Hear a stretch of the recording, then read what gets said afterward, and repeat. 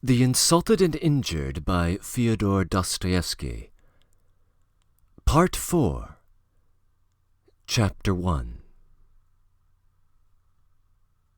I won't attempt to describe my exasperation. Though I might have expected anything, it was a blow.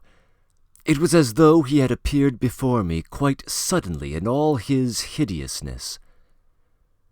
But I remember my sensations were confused, as though I had been knocked down, crushed by something, and black misery gnawed more and more painfully at my heart. I was afraid for Natasha.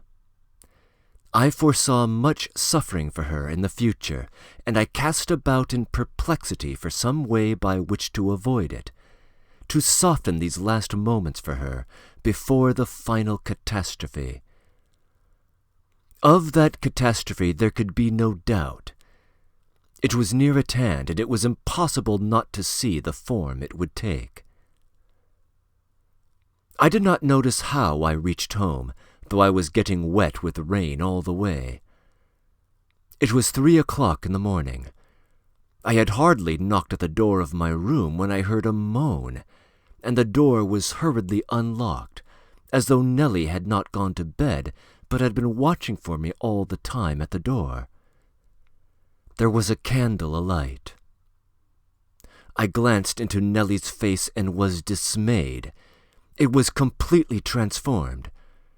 Her eyes were burning as though in fever, and had a wild look as though she did not recognize me.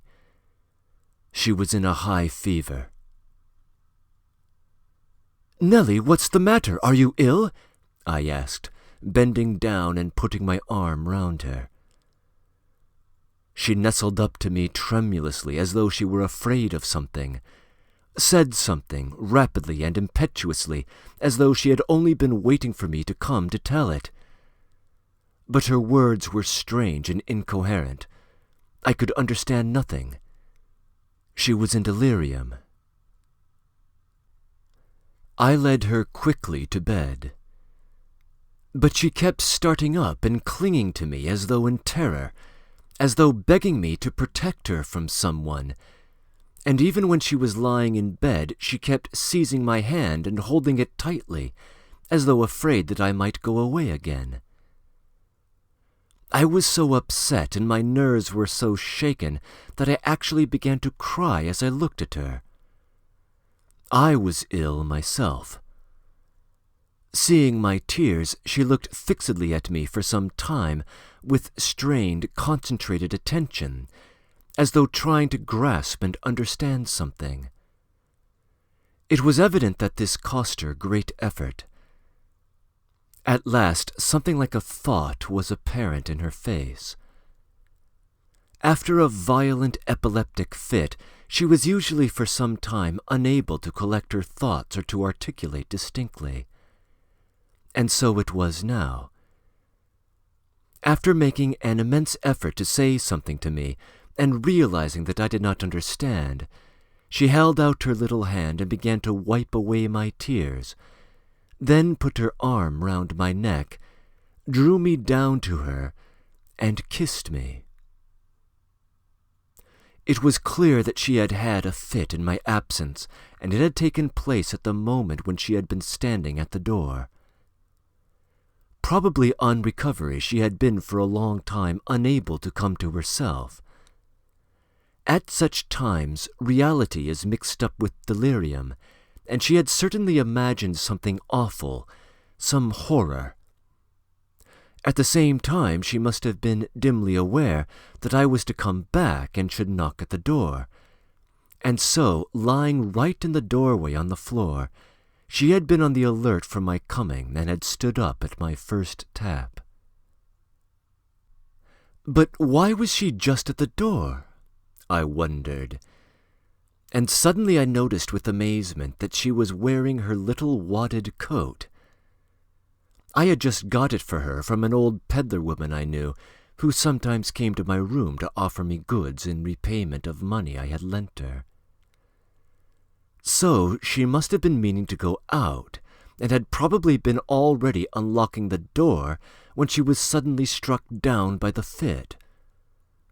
Where could she have been meaning to go? Was she already in delirium? Meanwhile, the fever did not leave her, and she soon sank into delirium and unconsciousness. She had twice already had a fit in my flat, but it had always passed off harmlessly. Now, however, she seemed in a high fever.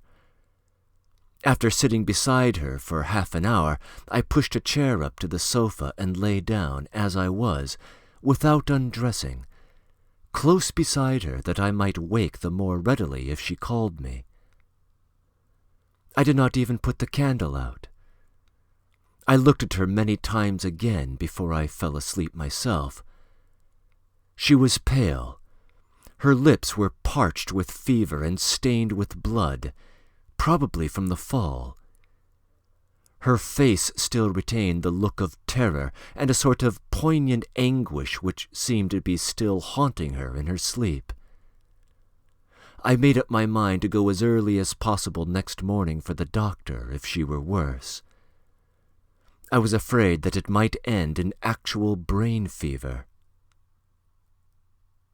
"It must have been the prince frightened her," I thought with a shudder, and I thought of his story of the woman who had thrown the money in his face. Breaking in.